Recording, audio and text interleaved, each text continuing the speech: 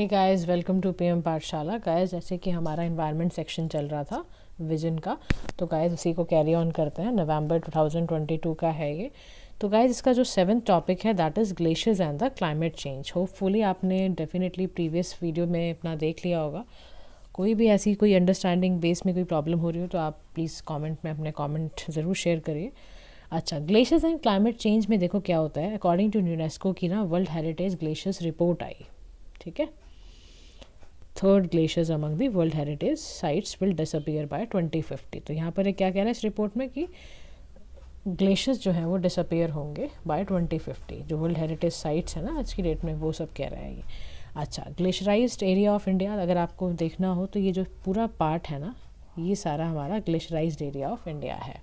Sites in glacier Ladakh, JNK, HP, Nepal, sorry UP, Bihar, ये सारे के सारे जो हमारे पार्ट हैं वो ग्लेशियराइज्ड एरिया ऑफ इंडिया है। अच्छा, इस न्यूज़ के बारे में और जानने के लिए हमें देखना होगा कि इस रिपोर्ट में और क्या क्या है।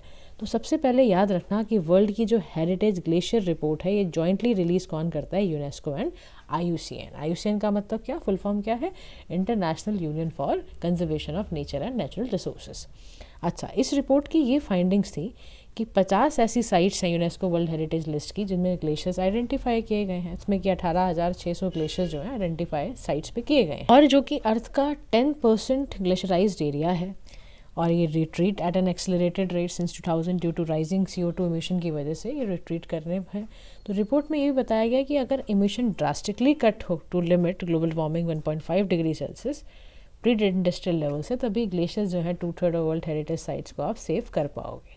तो देखो इस रिपोर्ट में भी यही बात की जा रही है। हम कॉन्टीन्यूसली देखो, अगर आपने पिछली वीडियो देखी हो तो इसमें आप बार बार सुन रहे होगे कि इमिशंस का कट लिमिट करना बहुत ज़रूरी है। IPCC की रिपोर्ट में भी यही है कि 1.5 डिग्री सेल्सियस ग्लोबल वार्मिंग को कम करने की बेहद इंपॉर्टेंट इंस्टेंट बेस पे ज़रूरत है।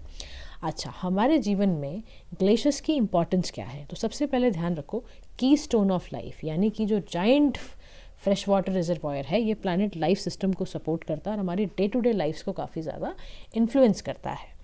अच्छा, ये जो इकोसिस्टम सर्विसेज है कि सेडिमेंट सिंक है, हैबिटेट फॉर डाइवर्सिटी है, ये सारी चीज़ें। उसके बाद रिसोर्सेज का बेस देखो, रिसोर्सेज के लिए भी एक तरह का काम करता है ये। तो ग्लेशियल इकोसिस्टम गाइस बहुत सारे वाइटल रिसोर्सेज देता है ग्लोबल पॉपुलेशन को, यानी कि फ्रेश वाटर अगर होगा ग्लेशियल इकोसिस्टम में, क्या है? फ्रेश वाटर है। उसका इस्तेमाल आप domestic use, agriculture, industry, hydro power सब में कर सकते हो। उसके बाद ग्लोबल क्लाइमेट सिस्टम की बात आती है। तो भाई ग्लोबल थर्मोस्टैट रेगुलेटिंग का काम कर रहा है ओशन सर्कुलेशन में। जो वाइट आइस है वो कूल करती है एटमॉस्फेयर को by reflecting sunlight, albedo effect अगर आपको पता है तो।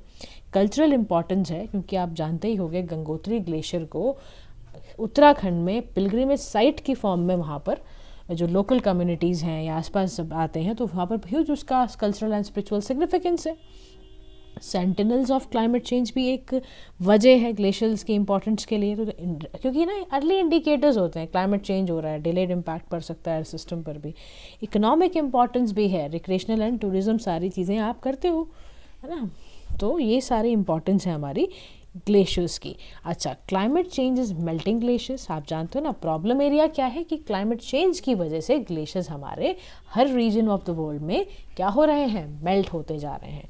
तो एवरेज ग्लोबल जो टेम्परेचर है वो राइज होने वाला है 1.5 degree Celsius to 5.8 degree Celsius by the end of 21st century. तो ये प्रोजेक्शंस लगाई जा रहे हैं कि भाई 4 डिग्री राइज इन टेम्परेचर अगर होगा तो पूरा वर्ल्ड का ग्लेशियर्स ही ख़त्म होने लग जाएगा फिर तो। अब इम्पैक्ट क्या है मेल्टिंग ऑफ ग्लेशियर्स से? इम्पैक्ट ये पड़ रहा है कि हैबिटेट लॉस हो जाएगा। अगर species are likely to affected by changes, जो स्ट्रीम फ्लो, सी लेवल जो भी एसोसिएटेड हैं, एनिमल स्पेस पे असर पड़ सकता है, एक्सटिंक्शन आ सकती है। जैसे for example tiny ice worm जो है वो एक्सटिंक्ट हो रहा है। तो कंटेमिनेंट्स की बात आती है कि जो POPs हैं आपके, यानी कि जो परसिस्टेंट ऑर्गेनिक पॉल्यूटेंट्स हैं, PCBs हैं, ये ट्रांसपोर्ट अगर एयर में होंगे from the source of cooler air, तो फिर ये कंडेंस होंगे, ग्लेशियर आइस में जाके डिपॉजिट हो जाएंगे और अल्टीमेटली क्या होगा? रैपिड मेल्टिंग हो जाएगी। एग्जाम्पल के तौर पर कैनेडियन लेक्स थी, ग्लेशियल मेल्ट वाटर उसका सोर्स था 50-70% और वेरियस POPs एंटर जब लेक में किए तो फिर वो मेल्ट होता चला गया। वाटर की शॉर्टेज हो जाएगी। तो 70% वर्ल्ड का फ्रेश वाटर फ्रोजन है ग्लेशियर्स में, बफर है from fresh water supply. Melt हो जाएगा तो वाटर सिक्योरिटी पे इम्पैक्ट, फ्लडिंग की समस्या आ जाएगी। ग्लेशियल लेक जो आउटबर्स्ट हिमालयन रीजन्स में देखने को मिलती है तो उससे क्या होता है, कैटास्ट्रॉफिक फ्लड्स आती हैं। सी लेवल राइज कर जाएगा around the world. Coral reefs जो बेचारी एनर्जी से स्टार्व्ड है from the sun, and when sea level rise होगा तो वो बेचारी स्टार्व्ड हो जाएंगी एनर्जी से। इकोनॉमिक इम्पैक्ट पड़ेगा। कोस्टल कम्युनिटीज़ में $1 बिलियन इतना डिज़ास्टर फेस करा है, बिल्स फेस किए हैं, स्टॉर्म्स फेस करा है। मेरा ना ये गाइस एक ना वीडियो भी है क्लाइमेट चेंज से रिलेटेड, शॉर्ट मैंने डाला हुआ है, तो वो मैं ना आपसे शेयर करूँगी लिंक में, वो भी ज़रूर देखना आप। उसमें भी मैंने डेटा प्रोवाइड करा हुआ है कि कितना क्लाइमेट चेंज से कितना नुकसान हो रहा है कंट्रीज़ को।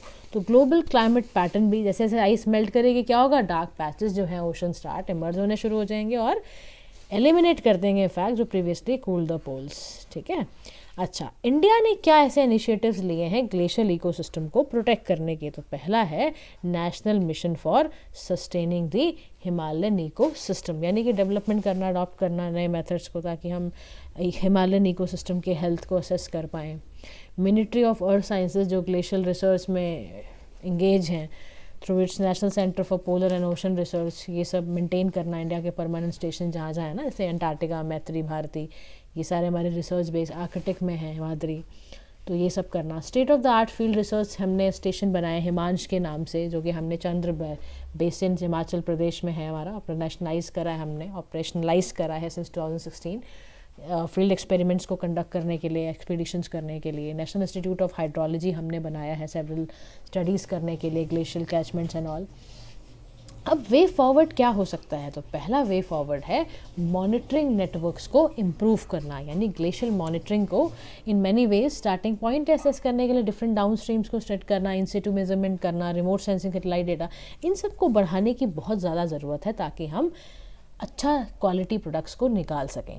और मॉनिटरिंग स्ट्रैटेजीज इंक्लूसिव होनी चाहिए, प्रोएक्टिव होनी चाहिए। आप इंडिजिनस पीपल, लोकल कम्युनिटीज़ को भी इंक्लूड करो। इंटीग्रेटेड अप्रोच अपनाने की ज़रूरत है। ये सारे जो वर्ड्स होते हैं ना, integrated approach, proactively, inclusively, including indigenous people and local communities, please write all these words in your answers. तो considering importance of glaciers, water security approaches for strategies, integrated water resource management, ये सब develop करने की ज़रूरत है। Ongoing effort यही है कि किस तरह से अवेयरनेस रेज हो, ग्लेशियर्स की इंपॉर्टेंस का पता चलना बहुत ज़रूरी है। इंटरनेशनल फोरम में कुछ ना कुछ ऐसा करा जाए ताकि लोगों को इसमें अवेयरनेस क्रिएट हो। तो आईपीसीसी ने इवन लॉन्च किया special report on the ocean and cryosphere के रिलेटेड। तो स्टेक होल्डर्स की एंगेजमेंट बढ़ाओ, कम्युनिकेशन उनसे करो, सिविल सोसाइटी से, ताकि वो चेंजेस जो भी हज़ार आ रहे हैं उसके लिए प्रिपेयर रहें। अर्ली वार्निंग सिस्टम तो देखो ज़रूरी है ना, ताकि एक मेजर एलिमेंट आपके पास रहेगा तो एसेंशियल टूल मिटिगेशन के क्या हो सकते हैं, लॉस ऑफ लाइफ प्रिवेंट करने के लिए आपका बहुत ही काम करेगा ये। Next topic is your national bio energy program के बारे में हम डिस्कस करेंगे। देखो रिसेंटली क्या हुआ, ministry of new and renewable energy ने नोटिफाई करा नेशनल बायो एनर्जी प्रोग्राम को कि वो इस ईयर से यानी 2021-22 से लेके फाइनेंशियल ईयर है 2025-26 तक एक बजट आउटले करेगा। फर्स्ट फेज है उसका। अब बायो एनर्जी है क्या? बायो एनर्जी क्या है? इलेक्ट्रिसिटी, गैस जो जनरेट हो ऑर्गेनिक मैटर से, उसको हम क्या कहते हैं गाइस? बायोमास। तो national bio energy program basically 3 सब स्कीम चला रहा है, waste to energy program, biomass program और बायोगैस प्रोग्राम। बायोमास क्या है? रिन्यूएबल ऑर्गेनिक मटेरियल जो कि प्लांट एंड एनिमल से आ रहा है। बायोमास एक तरह का रॉ मटेरियल है जो हमने कहाँ से निकाला? बायोगैस से प्रोड्यूस करा। तो मेजर कंपोनेंट बायोमास का जो आपको देखने को मिलेगा दैट इज कार्बन। तो बायोगैस एक रिन्यूएबल फ्यूल है जो कि आप कैसे प्रोड्यूस करते हो? ब्रेक डाउन करते हो ऑर्गेनिक मैटर्स का, फूड स्क्रैप्स का, एनिमल वेस्ट का, ये सारी चीज़ें। बायोगैस कंपोज कैसे होता है? CH4 और आपके CO2 से कंपोज होता है। तो चीज़ें बड़ी क्लैरिटी से समझना। अच्छा, कुछ सब स्कीम्स भी हैं, जैसे वेस्ट टू एनर्जी प्रोग्राम हमने चलाया था। इसका ऑब्जेक्टिव क्या था? सेटअप करना वेस्ट टू एनर्जी प्रोजेक्ट्स को ताकि हम ज़्यादा से ज़्यादा जनरेट करें एनर्जी। और कहाँ से आएगा ये वेस्ट प्रोडक्ट? आपके आएगा म्यूनिसिपल सॉलिड वेस्ट से। ठीक है। और ये सब प्रोवाइड क्या कर रहा है? स्कोप क्या है इसमें? इम्प्लीमेंट करो, इंस्पेक्शन करो, ये सब। सेफ क्या होगा? सेफ टेक्नोलॉजिकली एडवांस में मीन्स ऑफ वेस्ट डिस्पोजल, ये सारी चीज़ें होंगी। बायोमास प्रोग्राम है तो ये जरा ना थोड़ा सा एक बारी रीड आउट कर लेना। अच्छा, बायो एनर्जी के साथ इश्यूज़ भी हैं कई, है ना, लेकिन उससे पहले ना तुम एक बारी सिग्निफिकेंस समझ लो बायो एनर्जी का क्या क्या है। एक तो ये ग्रीन एनर्जी को प्रमोट करेगा, है ना, ट्रांजिशन आएगा आपकी कंट्री में, एयर पोल्यूशन को रोकेगा, SDGs को ज़ीरो हंगर ये सब को अचीव करने में है। ओवर रिलायंस जो हमारी फॉसिल फ्यूल्स में वो कम हो जाएगी। गार्बेज जो डंप करते हो लैंडफिल्स वगैरह में वो सब कम होगा। तो these are the significant areas. लेकिन ना कुछ इश्यूज़ हैं इसको लेके। सबसे बड़ा दिक्कत क्या है, टेक्नोलॉजिकल बैरियर्स हैं हमारे पास, यानी कि इनकन्सिस्टेंसी होना nature of bio energy technology और अनसर्टिनिटी है ना, टेक्नोलॉजिकल परफॉर्मेंस कैसा रहेगा। फॉर एग्जाम्पल के तौर पे सुनो, गैसिफिकेशन होता है, यानी कि पावर में वेरिएशंस आना जब डिलीवरी हम कर रहे हैं, ठीक है, depend on the quality of biomass. तो ये दिक्कत आ गई, यानी कि ensuring either quality of biomass या तो कर लो या गवर्निंग पावर डिलीवर कर लो, स्टिल नॉट रोबस्ट। तो ये टेक्नोलॉजिकल बैरियर है। सेकंड है फूड वर्सेस फ्यूल, कि फूड क्रॉप अगर आपने मानो ग्रो करना है, corn, sugar, vegetable oils, most commonly use energy feed stocks के लिए यूज़ करना है। Agricultural land may be diverted to production of bio energy crops than in that case, है ना। तो ये इशू, क्वालिटी रॉ मटेरियल का दिक्कत, हाई मॉइस्चर कंटेंट होता है बायोमास में जिससे बायोग्रेडेशन कॉज कर सकता है, मोल्ड फॉर्मेशन हो सकती है, ऑर्गेनिक कंटेंट लॉस हो सकता है, ठीक है। उसके बाद ड्यूरिंग स्टोरेज ये सारी दिक्कतें, फिर बायोडाइवर्सिटी का लॉस। ऐसे एरियाज़ है ना जहाँ पर गुड पोटेंशियल है डेडिकेटेड बायो एनर्जी क्रॉप्स का, वो इस दिक्कत। फाइनेंशियल बैरियर्स हैं, कंपटीशन है, energy pricing policy, subsidies in जो इंडिया में है वो फेवर कर रही हैं fossil fuel based energy resources को। तो there is no level playing field नहीं है न्यू टेक्नोलॉजीज कम्पीट करने का। अच्छा, अब प्रॉब्लम एरिया समझ गए, तो अब आओ इसका ही हम निकालते हैं सोल्यूशन क्या है। तो रिसर्च एंड डेवलपमेंट करो, वे फॉरवर्ड में लिखना, आप R&D करो, रिगरस R&D करो कि उसमें कॉस्ट कैसे रिड्यूस हो और रिलायबिलिटी एफिशिएंसी को कैसे इंप्रूव करा जाए, कॉस्ट ऑफ कंस्ट्रक्शन जो है इसको कैसे करा जाए, इलेक्ट्रिसिटी डिस्ट्रीब्यूशन कैसे सब्सिडाइजेशन करा जाए, ट्रेनिंग एंड स्किल्स बढ़ाओ, एंटरप्रेन्योर अनस्किल्ड जो पर्सनल्स हैं उनको बोलो कि आएँ वो बिल्ड करें, मेंटेन करें बायोमास सिस्टम्स को, रिवाइज करना टैरिफ स्ट्रक्चर्स को, ठीक है, जितने भी टैरिफ स्ट्रक्चर्स हैं उसको सक्सेसफुली ऐसा टूल बनाओ ताकि ना प्रमोट कर पाएँ renewable energy based power systems को। जैसे देखो tariff model must be develop through interaction, ये भी ध्यान रखना, जब जब टैरिफ मॉडल बनाओ तब तब क्या करो, इंटरेक्शन करो लोकल से, रूरल पॉपुलेशन से, जैसे कि कहाँ हुआ था, होशाली इन कर्नाटका, सुंदरबंस इन वेस्ट बंगाल। अच्छा, यहाँ ना कुछ इनिशिएटिव लिए हैं बायो एनर्जी से रिलेटेड। गोबर यानी कि galvanising organic bio energy agro resources धन स्कीम है, पहले भी डिस्कस किया था, फिर बता रही हूँ। बायोडिग्रेडेबल वेस्ट से, ठीक है, लेते हैं, लॉन्च किया गया था, मैनेजमेंट कॉम्पोनेंट है अंडर स्वच्छ भारत मिशन ग्रामीण, और इससे यही किया जाता है कि भाई launch by ministry of drinking water and sanitation 2018, आज की डेट में इसको मिनिस्ट्री ऑफ जल शक्ति कहते हैं। विलेज की क्लैनलीनेस और वेल्थ जनरेट करना, एनर्जी जनरेट करना from home cattle and organic waste. एक सतत था, फुल फॉर्म याद रखना, sustainable alternative towards affordable transportation. Schemes का प्लीज़ ध्यान रखा करो, कोई ना कोई स्कीम हर एग्ज़ाम में पूछी जाती है। तो सतत स्कीम किसके अंडर है, ministry of petroleum and natural gas के अंडर है। इसका काम क्या है, कॉम्प्रेस बायोगैस का प्रोडक्शन करना, ठीक है, ग्रीन फ्यूल ऐसा यूज़ करना। रीप्लान क्या है, reducing plastic from nature project, यानी कि ये था स्ट्रक्चर था, डिग्रेड करना, डाइल्यूट करना किसको, प्लास्टिक वेस्ट को, and use with paper pulp while making handmade paper, ये सब, ताकि प्लास्टिक वेस्ट नेचर से क्या हो, रिड्यूस हो जाए। इसके अलावा देखो वे हेड में यहाँ पर एल्गे बेस्ड टेक्नोलॉजी का इस्तेमाल करना, यानी research should be focus on cultivation and production of algae, ताकि जो एल्गे बायोफ्यूल होगा उसका हाई यील्ड होगा और lack of competition with food crops.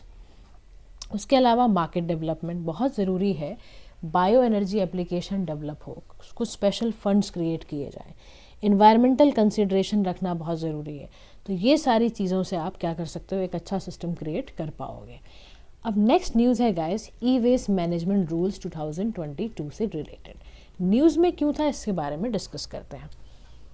Ministry of environment, forest and climate change ने नोटिफाई करा कि भाई ई वेस्ट मैनेजमेंट रूल्स जो होगा वो हम कन्फर्ड करा by the e waste protection act जो है आपका, उससे अगर रिलेटेड अगर आपको याद हो। अच्छा, इसके ना कुछ की प्रोविजंस हैं, तो उससे समझने से पहले सबसे पहले तुम्हें ये पता होना चाहिए कि ई वेस्ट होता क्या है। तो ध्यान रखो, ई वेस्ट का मतलब है electrical and electronic equipment whole और इन पार्ट डिस्कार्डेड, जैसा वेस्ट की तरह हम जब उसको डिस्कार्ड कर देते हैं, रिजेक्ट कर देते हैं मैन्युफैक्चरिंग या रिफर्बिशमेंट करने से या रिपेयर प्रोसेस से, तो उसको क्या कह देते हैं हम, ई वेस्ट। अच्छा, क्या कोई इसकी एप्लीकेशन भी है?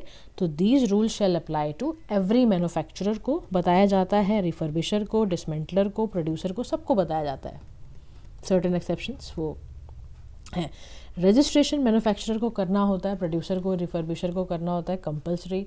सीबी एक बॉडी है, central pollution control board.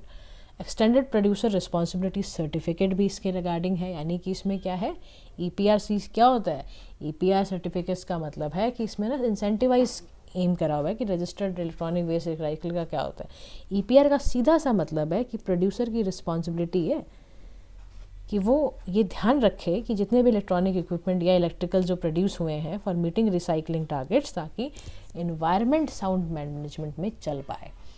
Monitoring भी करता है, कौन करता है, सीपीसीबी इसका मॉनिटर करता है, रैंडम सैम्पलिंग लेकर इलेक्ट्रिकल एंड इलेक्ट्रॉनिक कंपोनेंट्स का, ताकि चेक करे और कंप्लाइंसेस के हिसाब से चेक करे कि कहीं हैजार्डस तो नहीं है हमारे लिए। एनवायरमेंटल कंपनसेशन पे बात करना, गाइडलाइंस दी हुई हैं। अच्छा, स्टेटस क्या है e waste generation in India? देखो, इंडिया ना 3rd largest electronic waste producer है वर्ल्ड में after China and US. India produce करता है 4 metric tons of e waste, ठीक है। तो computer devices accounts for nearly 70%, जिसमें एनुअल ई वेस्ट प्रोडक्शन है, फॉलोड बाय टेलीकॉम सेक्टर, ये सारा। ओनली 1.5 इलेक्ट्रॉनिक वेस्ट जो है वो जनरेट होता है इंडिया में, और वो रिसाइकल किया गया थ्रू इंस्टीट्यूशनल प्रोसेसेस। जैसे देखो, यूपी है, यूके है, तमिलनाडु है, हरियाणा है, ये कुछ ऐसे स्टेट हैं जिनके पास बिगर कैपेसिटी है to dismantle and recycle e waste. तो ये थोड़ी ना इन्फॉर्मेशन को ध्यान रखा करो, कौन कौन से स्टेट्स की है bigger capacity, UP, UK and Tamil Nadu, ठीक है।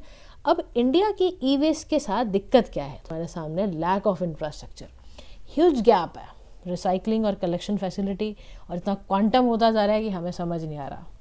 उसके बाद हेल्थ हैजार्ड्स, ई वेस्ट में 1000 टॉक्सिक मटेरियल्स होते हैं, जो इतनी शक्ति होती है उनमें कि वो सॉइल एंड ग्राउंड वाटर को कॉन्टेमिनेट कर दें। उसके बाद एक्सपोजर होना, हेडेक्स होगा, नोजी, वॉमिटिंग, आई पेन, ये सब शुरू हो जाएगा, लीवर में दिक्कत, न्यूरोलॉजिकल डिसऑर्डर्स, ये सारी। इनएडिक्वेट नॉर्म्स, प्रोटोकॉल्स लैक करते हैं, एक्सपर्टीज़ नहीं है हमारे अंदर डिफ्रेंशिएट करना कि ई वेस्ट और सेकेंड हैंड गुड्स की। Lack of awareness and financial incentives, तो कंज्यूमर जो है उसको मार्केट इन्फॉर्मेशन नहीं है कि ई वेस्ट का प्राइस क्या है, वेरियस ई वेस्ट में कंपोनेंट्स क्या हैं, फ्यू फाइनेंशियल इंसेंटिव, रिस्पॉन्सिबिलिटी, ये सब के बारे में अवेयरनेस की दिक्कत है। इन्वायरमेंट पे इसका इम्पैक्ट तो तुम जानते ही हो, ग्राउंड वाटर पोल्यूशन होगा, acidification of air, ground water, air pollution, plastic remains, ये सब आ जाएगा। उसके बाद लैक ऑफ प्राइवेट पार्टिसिपेशन, यानी कि ई वेस्ट रिसाइकलिंग एक न्यू बिजनेस है, लेकिन पोटेंशियल क्या लैक करता है, information on cost effective recycling technology, एक तरह का मार्केट बैरियर है हमारे पास, ठीक है। ये सारे इश्यूज हैं। अच्छा, वे फॉरवर्ड में क्या है कि सेपरेट डिपार्टमेंट्स लाए जाएं जो अर्बन लोकल बॉडीज़ में, जो ये सजेस्ट करें कि भाई रीवर्क ऑन लॉस कैसे करना है, सेपरेट डिपार्टमेंट बिठाए जाएं, स्ट्रिक्ट विजिलेंस रखा जाए ऑर्गेनाइज सेक्टर पर, प्रॉपर सुपरविजन हो, ठीक है, सो दैट मेजॉरिटी जो है ई वेस्ट की है जो भी कर रही है सिस्टमेटिकली उसको जनरेट करें। And then is stringent monitoring and enforcement of provisions of e waste rules, यानी कि जो ईपीआर टारगेट्स हैं वो मेट भी हो और इंडिपेंडेंट इन्फॉर्मेशन भी हो on where this collected waste is recycle. Improve करना, इंसेंटिवाइज करना रिसाइकलिंग को, तो जो रिसाइकलर है वो जीएसटी पे करता है, रिस्पॉन्सिबल है भाई ट्रांसपोर्टिंग ई वेस्ट।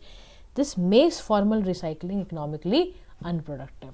इसीलिए क्या चाहिए, मिनिस्ट्री ऑफ एनवायरनमेंट ने क्या करा, could address this policy level, ताकि ये स्कीम ऐसा कुछ सपोर्ट करे ताकि ये रिसाइकलिंग सेक्टर फॉर्मलाइज हो पाए।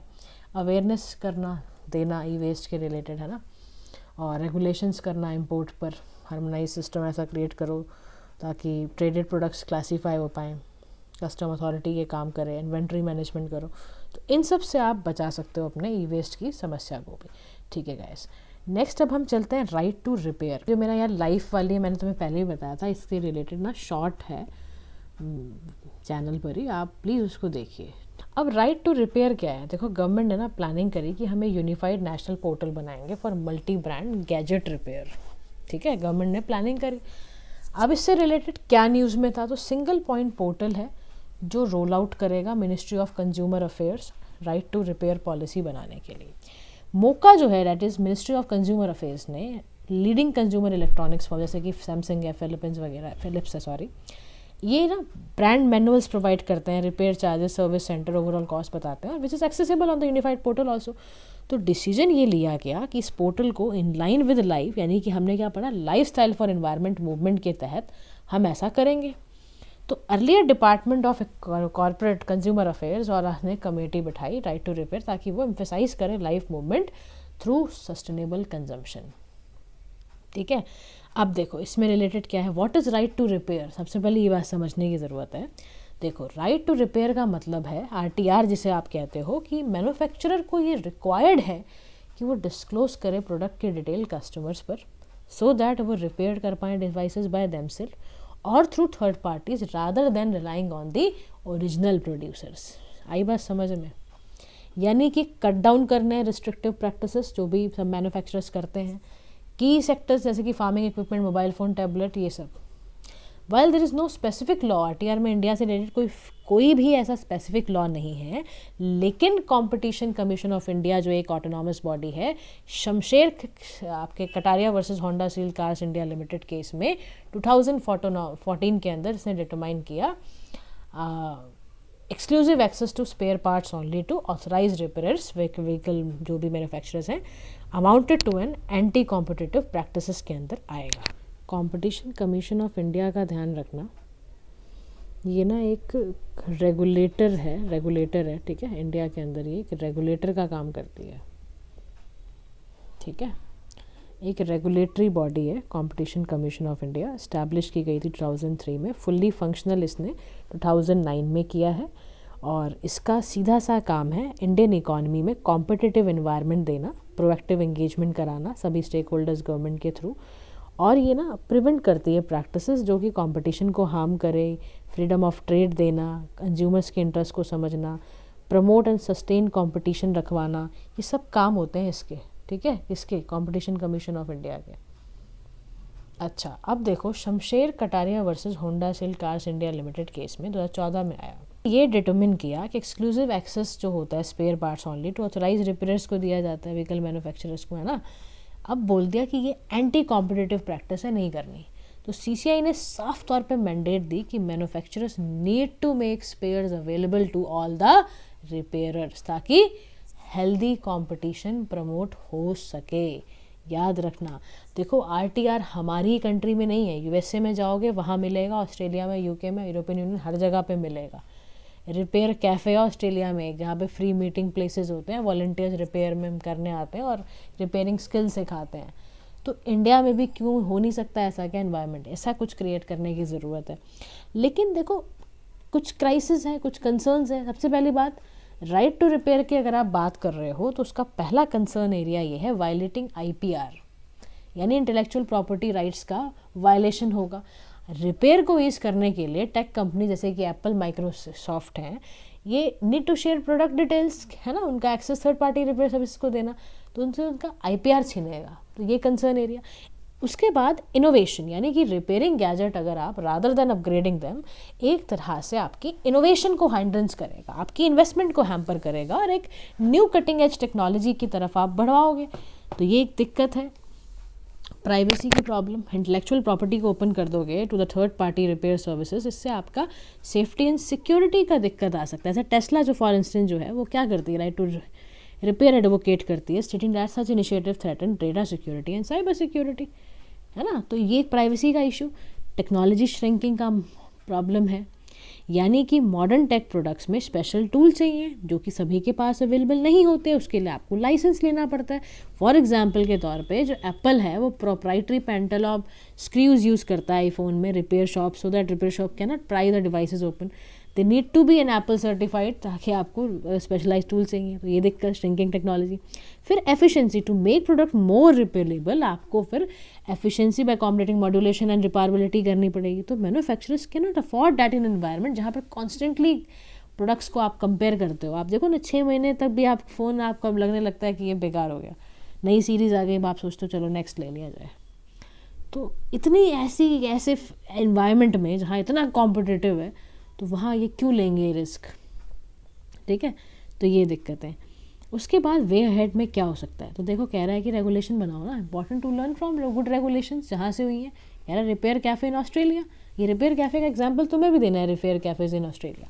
ब्रिंग लेजिस्लेशन, यानी कि वेल ड्राफ्टेड लेजिस्लेशन आए जिससे कि कंट्रीज़ अपना बैलेंस कर पाएँ, IPR भी, कॉम्पिटिटिव रूल्स भी, और जो भी companies would be compelled to manufacture long lasting gadgets भी बनाए, सर्विसिंग टूल्स दें, डायग्नोस्टिक टूल्स जो कि अवेलेबल कराएं थर्ड पार्टीज़ को, है ना।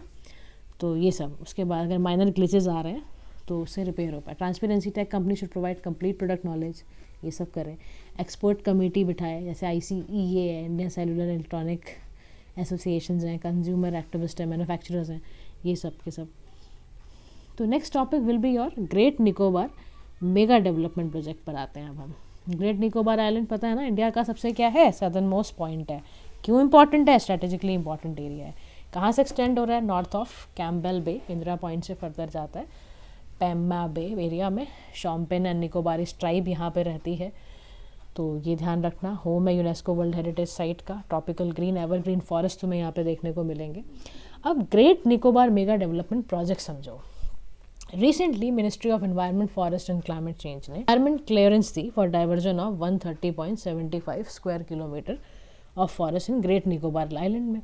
अब ये न्यूज़ में और क्यों है, तो की कंडीशन बताई गई फॉर द एनवायरमेंट क्लियरेंस की सबमिशन डिटेल स्कीम करा गया, compensatory afforestation which is done to be non notified forest land, ये सब करा गया। अब मेगा मल्टी डेवलपमेंट प्रोजेक्ट है क्या, तो ये नीति आयोग ने निकाला है। नीति आयोग इस प्लान के साथ आया है कि हॉलिस्टिक डेवलपमेंट करनी है ग्रेट निकोबार आइलैंड की। तो प्रोजेक्ट इम्प्लीमेंटेशन एजेंसी जो है Andaman and Nicobar island integrated development corporation, वहाँ से शुरुआत हो रही है। तो मेगा प्रोजेक्ट में बेसिकली आपके इंटरनेशनल कंटेनर्स ट्रांसशिपमेंट टर्मिनल्स आएंगे, military civil dual use airport आएंगे, सोलर पावर प्लांट्स आएंगे, इंटीग्रेटेड टाउनशिप आएगी, ये सारी चीज़ें आएंगी। अब ना इसमें बीच में तुमने एक वर्ड देखा, कंपनसेटरी अफॉरेस्टेशन, क्या होता है वो, तो फॉरेस्ट कंजर्वेशन एक्ट 1980 ने ये वर्ड समझाया कि इसका मतलब जब फॉरेस्ट लैंड को हम नॉन फॉरेस्ट यूज़ के लिए डाइवर्ट करते हैं, यानी कि इंफ्रास्ट्रक्चर या माइनिंग के लिए, तो ऐसे प्रोजेक्ट में हम क्या करते हैं, हमें क्या देना होता है, कुछ फंड्स देने होते हैं फॉरेस्ट डिपार्टमेंट को, स्टेट फॉरेस्ट डिपार्टमेंट को, ताकि वो इक्वल साइज जहाँ पर फॉरेस्टेशन है वहाँ करवा के डिग्रेडेड फॉरेस्ट लैंड को double the size of diverted land कर पाए। कंपनसेशन देना, यानी कि आपने अगर कुछ ऐसा लैंड लिया है तो उसकी जगह फिर आप कंपनसेशन दें और ऐसा ही कहीं और लैंड पे आप उसको फॉरेस्टेड एरिया बना पाओ। इस प्रोजेक्ट की स्ट्रैटेजिक इंपॉर्टेंस क्या है, निकोबार इक्वी डिस्टेंस पे है, कोलंबो से south west, port clank, Singapore south east. तो इसकी ना लोकेशन ही ऐसी है, शिपिंग कॉरिडोर बन जाएगा हमारा। तो उससे क्या मिलेगा, हमें क्या स्ट्रेंथन मिलेगा, ये मिलेगा कि इंडिया की प्रेजेंस हो जाएगी कहाँ, अंडमान सी और साउथ ईस्ट एशियन रीजन्स में। तो पहला समझ गए क्या है। सिक्योरिटी नेक्स्ट रीज़न है कि जब आइलैंड आएगा तो नेचुरल बेस बनाएगा इंडिया के लिए, मेजर चैलेंजेस डील करवा पाएगा, पायरेसी, स्मगलिंग वगैरह का। ट्रेड हब है, इकोनॉमिक हब बनेगा अंडमान एंड निकोबार आइलैंड, जो कि साइमल्टेनियसली वर्क करेगा। ये सब टूरिज़्म प्रमोट होगा, इससे एम्प्लॉयमेंट बढ़ेगी। लेकिन कंसर्न्स भी हैं। सबसे बड़ा कंसर्न क्या, infrastructure. 8.5 lakh trees gas cut किए जाएंगे, सोचो अब ज़रा। इकोलॉजिकली तो मतलब आपने धज्जियाँ ही उड़ा दी, ठीक है। फिर ट्राइबल्स की बात करो, भाई मैसिव इंफ्रास्ट्रक्चर बनाओगे तो बेचारे के तो थ्रेट पड़ेगा ना किस पे, तो यानी कि national development versus tribal development crisis.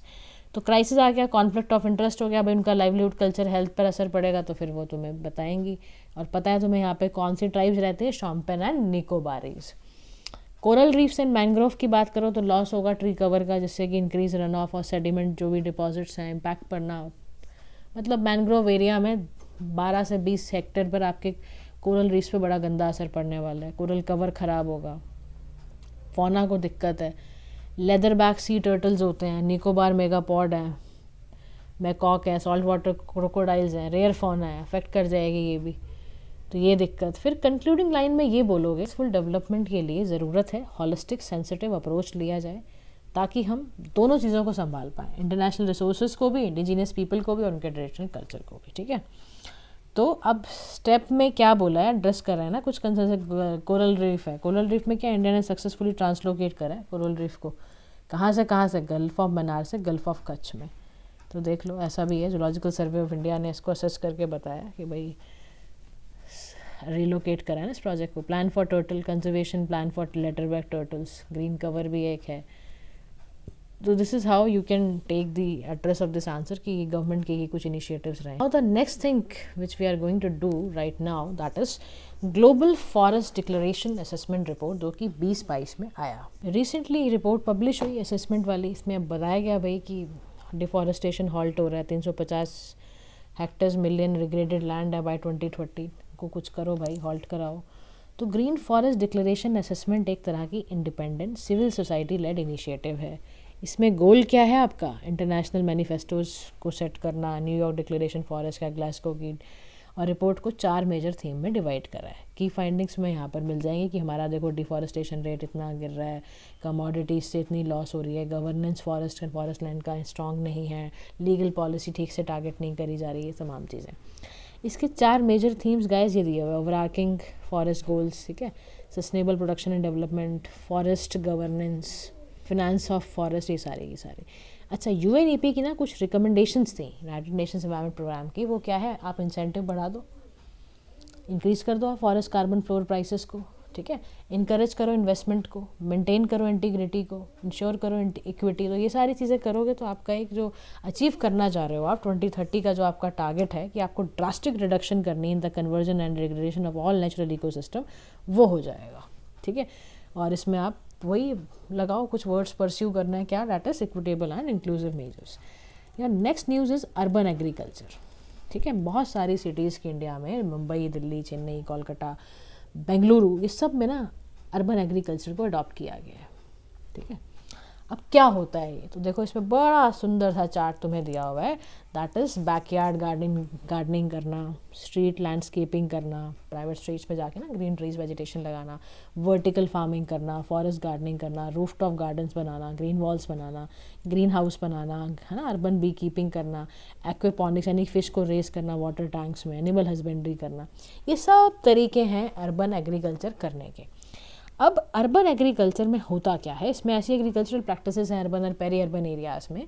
अब पेरी अर्बन एरियाज़ कौन से होते हैं? ट्रांजिशनिंग करना फ्रॉम रूरल लैंड यूजेस, यानी कि जो कि एग्रीकल्चर है, लाइफ स्टॉक प्रोडक्शन है, अर्बन एरियाज़ हैं, इन्वायरमेंट बिल्ड करना, मैन्युफैक्चरिंग करना, और located between outer limits of urban and regional centre, ये सारा।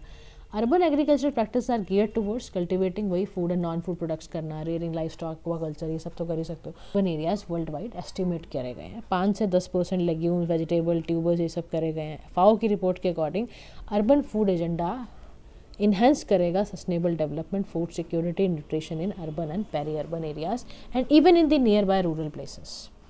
तो देखो 55% वर्ल्ड का जो पॉपुलेशन डिसाइड करता है वो अर्बन एरिया में कर रहा है। 800 मिलियन पीपल इन्वॉल्व हैं यूपीए में, 79% food produce destined for production in cities. तो इतना ज़्यादा जो अर्बन होता जा रहा है ना गाइस, मामला हमारा लोगों का जो कॉन्सेंट्रेशन है, यानी पॉपुलेशन डेंसिटी जो है हमारी, वो आपकी अर्बन एरियाज़ में जो इतनी होती जा रही है, उसके लिए ज़रूरत है कि हम इसके लिए कुछ करें। अच्छा जी, अर्बन एग्रीकल्चर का सिग्निफिकेंस क्या है? तो पहला सिग्निफिकेंट है फूड एंड न्यूट्रिशनल सिक्योरिटी, यानी एस्टिमेट से सजेस्ट कर रहे हैं कि 222 million urban residents could be served by cultivation in about 5% of all urban areas in India। Resilience build करना सिटीज़ के फूड सप्लाई चेन में, ठीक है, कई सारे फैक्टर्स से इन्फ्लुएंस होता है ना, like changes in price of crude oil और policies governing import and export, ये सब। MS स्वामीनाथन रिसर्च फाउंडेशन की रिपोर्ट में ये था, जो UAA है, that is can provide fresh product for city developers, तो ये कर सकते हो अर्बन एग्रीकल्चर।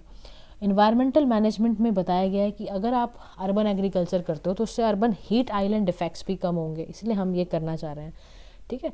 आपका कार्बन एमिशन रिड्यूस होगा, है ना, फॉसिल फ्यूल का जो कंजम्पशन है कट डाउन हो जाएगा, वेस्ट मैनेजमेंट बहुत अच्छा, आपका ऑर्गेनिक जो वेस्ट है ना वो आपका रिड्यूस होने लग जाएगा। तो being labour intensive it will also provide jobs, source of income, poverty alleviation करा रहा है। तो ओवरऑल ये बड़ा अच्छा प्रोग्राम है। इसी से रिलेटेड कह रहा है कि ग्रीन थंब प्रोग्राम चला था पेरिस में in response to growth of spontaneous collective gardens बनाना वैकेंट अर्बन लॉट्स में। पेरिस गवर्नमेंट ने ये लीगल स्टेटस दिया, गार्डन्स बनाओ, मेन बात है, यानी ग्रीन थंब प्रोग्राम। तो ये कम्युनिटीज़ को अलाउ करता है कि आप ऐसे लैंड पर अर्बन एग्रीकल्चर करिए, है ना। तो ऐसे ही इंडिया भी कुछ करना चाह रहा है। तो constraint face by you urban agriculture का कंस्ट्रेंट क्या है, यानी कि इसमें सबसे बड़ी दिक्कतें क्या है? लिमिटेड एंड एक्सक्लूसिव प्रैक्टिसेस, यानी हाई रेंट है, लिमिटेड एक्सेसिबिलिटी है लैंड की, हाई इनपुट कॉस्ट है, फार्मिंग लैंड पे दिक्कत, हाई वाटर डिमांड है, वाटर शॉर्टेजेस है सिटीज़ में, है ना, widely unrecognise nature of UA, unvisible form of government policies for urban areas, है ना। फॉर एग्जाम्पल जो फार्मिंग होती थी यमुना फ्लड प्लेन्स में वॉज ट्रेडिशनली रिगार्डेड एंड न्यूजेज and remain unrecognise for long time. तो लो जी, ये भी एक दिक्कत है। Prone to sun radiant heat problems हैं, और यूसेज करोगे पेस्टिसाइड्स हार्मफुल केमिकल्स का तो उसमें फिर प्रेजेंस आएगी हैवी मेटल्स, ऑक्सीड में से पानी और आपका सॉइल लेयर सब खराब होगा। कंसर्न्स रिगार्डिंग फूड प्रोड्यूसर्स जैसे कि being theft, destroyed by the people, street dogs, ये सारी दिक्कतें हैं अर्बन एग्रीकल्चर के अंदर। तो कुछ मेजर्स हैं, लीगल क्या मेजर्स हैं, इंस्टीट्यूशनल, ये सब एक बार रिवाइज कर लेना आप, ठीक है। Now move to the next topic, that is national mission on natural farming. Guys देखो इसमें क्या होता है, गवर्नमेंट ने ना लॉन्च किया एक पोर्टल लॉन्च किया और उसका नाम है national mission on natural farming, ठीक है। ये बेनिफिट किसको करेगा, फार्मिंग कम्युनिटी को बेनिफिट देने के लिए किया गया है। स्टेट वाइज शेयर भी बताया हुआ है आपको अंडर दिस, किस किस स्टेट का क्या क्या शेयर है फार्मिंग इन द कंट्री, वो आप यहाँ देख सकते हैं। देखो पोर्टल में ना डेवलप किसने किया, सबसे पहली बात ministry of agriculture and farmers welfare में। इसमें सारी इन्फॉर्मेशन होगी पोर्टल के अंदर, मिशन क्या है, इम्प्लीमेंटेशन आउटलाइन क्या है, रिसोर्सेज क्या है, फार्मर का रजिस्ट्रेशन। तो इससे देखो हम कोशिश ये कर रहे हैं नेचुरल फार्मिंग को प्रमोट करना है कंट्री में, और more than 10 lakh hectare area इसके अंदर हम चाहते हैं कवर करना under natural farming in India, covered also. अच्छा, what is natural farming, the question is what is natural farming. तो इकोलॉजिकल फार्मिंग अप्रोच है जिसमें हम फार्मिंग सिस्टम को इस तरह से वर्क कराते हैं कि वो नेचुरल बायोडाइवर्सिटी को भी प्रोटेक्ट रखे, सॉइल बायोलॉजिकल एक्टिविटी को भी इनकरेज करे, और जो लिविंग ऑर्गेनिजम्स में कॉम्प्लेक्सिटी है उसको मैनेज कर पाए। केमिकल फ्री फार्मिंग है, लाइफ स्टॉक बेस्ड है, ट्रेडिशनल इंडिजिनियस प्रैक्टिसेस को प्रमोट करने के लिए। और अगर हम इंटरनेशनली देखें तो एक तरह का रीजनरेटिव एग्रीकल्चर है और प्रोमिनेंट स्ट्रैटेजी है प्लानट को सेव करने के लिए, ठीक है। अच्छा, नेशनल मिशन जो है नेचुरल फार्मिंग का वो क्या है, देखो इंडिया में नेचुरल फार्मिंग प्रमोट कैसे होती है, बाय BPKP यानी कि भारतीय प्राकृतिक कृषि पद्धति प्रोग्राम, फुल फॉर्म याद रखना। अच्छा, जो ये BPKP है अंडर सेंट्रली स्पॉन्सर्ड स्कीम के तहत है। कौन सी स्कीम है वो, PKVY यानी परंपरागत कृषि विकास योजना। कैसी स्कीम है ये, सेंट्रली स्पॉन्सर्ड स्कीम है। और उसके बाद देखो भारतीय प्राकृतिक कृषि जो पद्धति है ये सब मिशन है अंडर PKVY, और एक नेशनल अम्ब्रेला मिशन है, national mission on sustainable agriculture के अंदर आता है। नेचुरल फार्मिंग अगर आप करते हो तो बायोडाइवर्सिटी को फ़ायदा, कॉम्बेट कर लोगे आप सॉइल इरोजन को, ग्लोबल वार्मिंग के इम्पैक्ट को कम कर दोगे, पेस्टिसाइड्स का यूज़ आप कम कर दोगे, हेल्दी सॉइल आप प्रमोट करोगे, एल्गे ब्लूम्स को डिस्करेज करोगे आप, एनिमल वेलफेयर के लिए, एनिमल हेल्थ के लिए, एग्रीकल्चर, वाटर कंजर्वेशन, ये सब के लिए आप मदद कर दोगे, ठीक है। अब देखो BPKP को स्केल अप किया गया नेचुरल मिशन ऑन फार्मिंग और भारतीय प्राकृतिक कृषि पद्धति के अकॉर्डिंग। स्कीम में टोटल जो आउटले है वो आपका ये है कि भाई इसमें इतना दे रखा है 6 ईयर्स के लिए, डिमांड ड्राइवन प्रोग्राम है, state prepare long term perspective plan, ठीक है। और नेचुरल फार्मिंग के कंपोनेंट्स बताए हुए हैं, बीज अमृत, जीव अमृत, मल्चिंग, प्लांट प्रोटेक्शन, कॉन्ट्रैक्ट, ये सारी चीज़ें। इसमें गाइस एक और चीज़ ये आती है आपके पास, national institute of agriculture extension management है, इसको हम मैनेज बोलते हैं। ये भी नॉलेज पार्टनर रहेगा नेचुरल फार्मिंग एक्सटेंशन में, और national centre of organic and natural farming, इसमें सर्टिफिकेशंस वगैरह आते हैं। बट आपको समझना ये है कि इस मिशन का ऑब्जेक्टिव क्या है। तो हमने तो समझ लिए, बहुत सारे के फ़ायदे आपने देखे। ऑल्टरनेटिव सिस्टम चाहते हैं हम अपनी कंट्री में प्रमोट करना, क्योंकि हम चाहते हैं जो हम एक्सटर्नल परचेज़ करते हैं, इनपुट ही खरीदते हैं कॉस्ट रिडक्शन के लिए, अपनी फार्मर्स की इनकम्स को बढ़ाने के लिए, उसको करना। और integrated agriculture animal husbandry model को बेचना, जैसे देसी काऊ, लोकल रिसोर्सेज का इस्तेमाल करना, कलेक्ट करना, वैलिडेट करना, डॉक्यूमेंट करना नेचुरल फार्मिंग प्रैक्टिसेस को, अंडरटेक करना एक्टिविटीज़ फॉर अवेयरनेस क्रिएशंस को, स्टैंडर्ड सर्टिफिकेशन प्रोग्राम्स वगैरह लेकर आना। तो ये सारी चीज़ें करना। क्या कुछ चैलेंजेस भी हैं, होते ही हैं, है ना। तो पहला चैलेंज है हाई इनपुट कॉस्ट। सबसे बड़ी समस्या है कि ऑर्गेनिक इनपुट जो हैं वो बहुत एक्सपेंसिव हैं than your industrially produce chemical fertilisers. High price होने की वजह से क्या होता है, ऑर्गेनिक प्रोड्यूस प्राइस अगर इंडिया में पूछोगे तो वो हायर है। ऑर्गेनिक टोमेटो अगर आप ग्रो करोगे और एक ट्रेडिशनल वे से क्रॉप आप, तो डेफिनेटली जो ऑर्गेनिक वाला है वो महंगा होगा, क्योंकि कॉस्टली है। ऑर्गेनिक फार्मिंग मेथड्स वो हैं, लिमिटेड प्रोडक्शन है, सप्लाई चेन इरेगुलरिटी है, स्टोरेज प्रिजर्वेशन, ये सारी दिक्कतें हैं। ऑर्गेनिक सीड्स की भी शॉर्टेज है हमारे पास, ये भी समस्या देखो। फिर फार्मर्स को कन्विंस करना कि भाई तुम देखो ऐसे करो, केमिकल फर्टिलाइजर्स पे ना आप कंटिन्यू करो, रिलाय मत हो, वो समझेंगे आपकी बात, उनको तो ये जो सस्ता लगेगा वही करेंगे ना वो। और उसके बाद एक्सपर्टीज़ नॉलेज की कमी होना, बजटरी एलोकेशन में अभी इतना एलोकेट नहीं कर पा रही है गवर्नमेंट, इनएडिक्वेट इंफ्रास्ट्रक्चर की वजह से ऐसी दिक्कतें हैं। तो ये सारी समस्याएं हैं। वे फॉरवर्ड में इन्हीं को आप सोल्यूशन बना दो कि भैया ऑर्गेनिक बायो फर्टिलाइजर्स को प्रमोट करिए, प्रायोरिटी एरिया बनाइए, ऑर्गेनिक सर्टिफिकेशन फार्मर्स को दो ताकि फार्मर और ज़्यादा फ्रेंडली और लो कॉस्ट करो उसके लिए, साइंटिफिक डेटा को रिग्रेसली बिल्ड करो, इनपुट कॉस्ट बनाओ, बजटरी एलोकेशन करो, स्वच्छ भारत फॉर स्वच्छ फूड ये अवेयरनेस कैंपेन चला दो एक, ये सब करना होगा, ठीक है। इंटरनेशनल ईयर ऑफ मिलेट्स के लिए guys I have already prepared one of the video, तो मैं काम करती हूँ वो वीडियो भी मैं ना आपको लिंक में शेयर कर दूँगी, वहाँ से इंटरनेशनल ईयर ऑफ मिलेट्स के बारे में आप देख लेना। नेक्स्ट हम चलते हैं साइट्स पे। बहुत नाम सुना होगा आपने, 19th इसकी समिट हुई पनामा में। तो साइट्स का फुल फॉर्म क्या है? Convention on international trade in the endangered species of wild fauna and flora. International agreement हुआ था बिटवीन गवर्नमेंट ताकि इंटरनेशनल ट्रेड जो भी वाइल्ड एनिमल्स के स्पेसिमेंट्स का प्लांट्स का होता है वो थ्रेटन ना बने उनके सर्वाइवल के लिए। तो ये सारी इसमें 184 पार्टीज़ हैं, इसके अंदर ध्यान रखना। ये लोकेटेड है जेनेवा स्विट्ज़रलैंड के अंदर। और बस COP ऑफ साइट जो होता है गाइस, इसको वर्ल्ड वाइल्ड लाइफ कॉन्फ्रेंस भी कहते हैं, ध्यान रखिएगा इस बात की। आप COP 19 जब मल्टीपल स्पीशीज़ के लाया, वे shark, rays, trees, amphibians, turtle, tortoise, ये सारा का सारा ना अंडर साइट्स प्रोटेक्शन आया, एक्सेप्ट करा गया proposal to include sea cucumbers in appendix 2 of convention. On India's initiative proposal हुआ to clarify quantity of sheesham item जैसे कि फर्नीचर्स के लिए कंसिडर किए जाते हैं, तो शीशम को इंक्लूड करा गया अपेंडिक्स 2 में ताकि वो साइट रेगुलेशन ऑफ ट्रेड के अकॉर्डिंग ही वो जाए। इंडियन रोजवुड और शीशम ट्री बहुत ड्यूरेबल बनाता है, डार्क रेडिश टेबल्स, बेड्स और बुक शेल्फ चेयर्स के लिए। और ये ना स्टेट ट्री भी है पंजाब का। अब देखो जो पंजाब पीसेस वालों, ये देखो इन्फॉर्मेशन आई हुई है तुम्हारे लिए भी, तो ध्यान रखना। तो रेजोल्यूशन डॉक्यूमेंट है, टॉर्टॉइसेस हैं, फ्रेश वाटर टर्टल्स हैं, मेंशन जो भी कराया हुआ है इसको करो। कुछ ना regular form of control trade भी चाहिए ना आइवरी में, जो कि हम डिफीट हुए थे उस चक्कर में।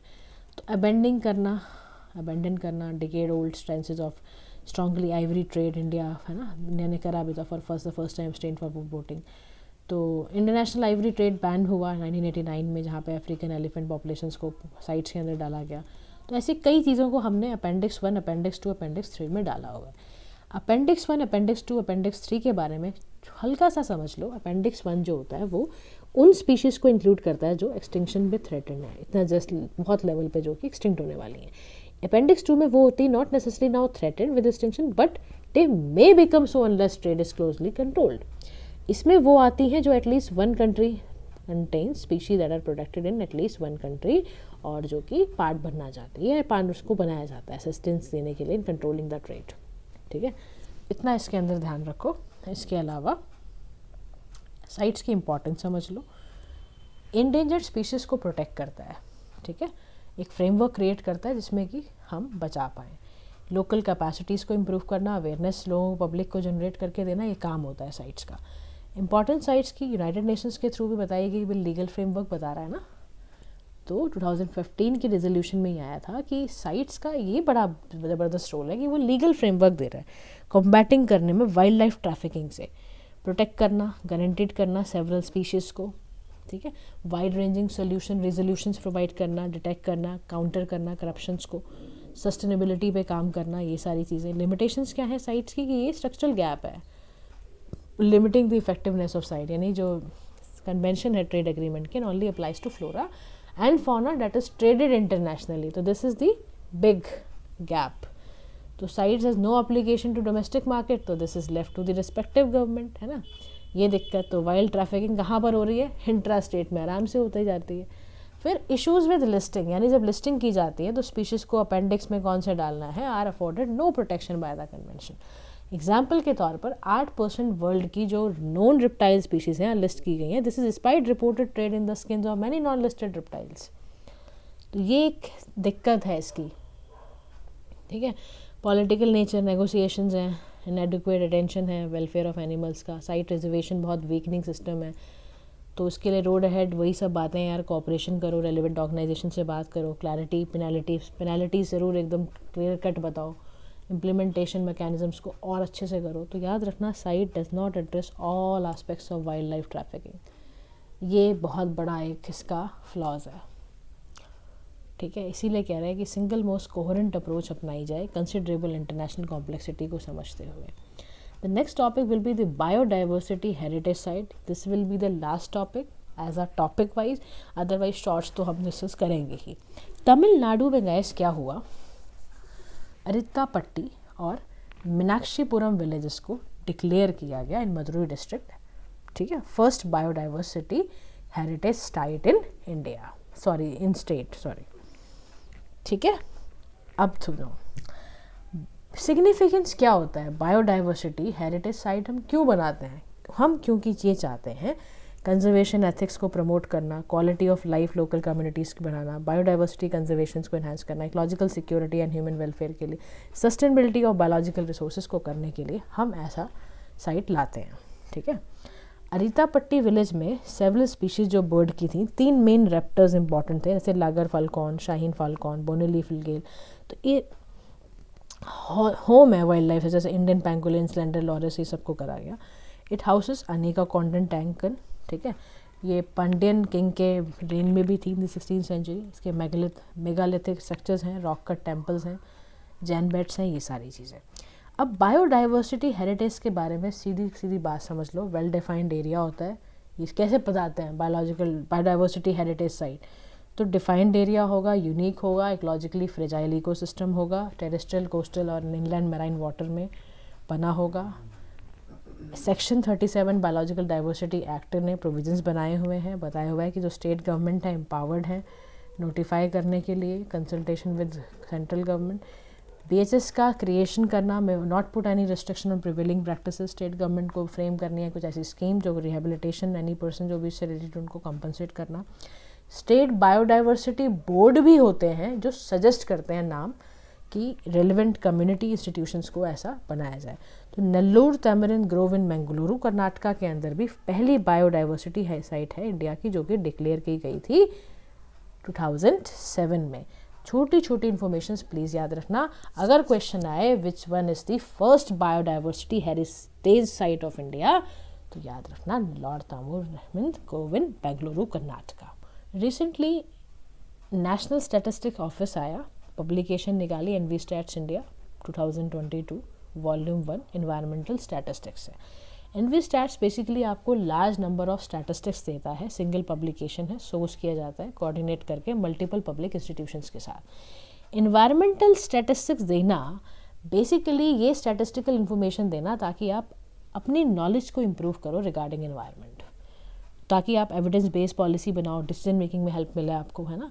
तो इन सब चीज़ों के लिए ये बनाया जाता है और इसके कई सारे फ्रेमवर्क हैं। देखो यहाँ पर एनवायरमेंट प्रोटेक्शन के लिए रिसोर्सेज, रेसिडुअल कहाँ है, ह्यूमन सेटलमेंट हो सकती कहाँ तक हुई है, ये सब बताने के लिए।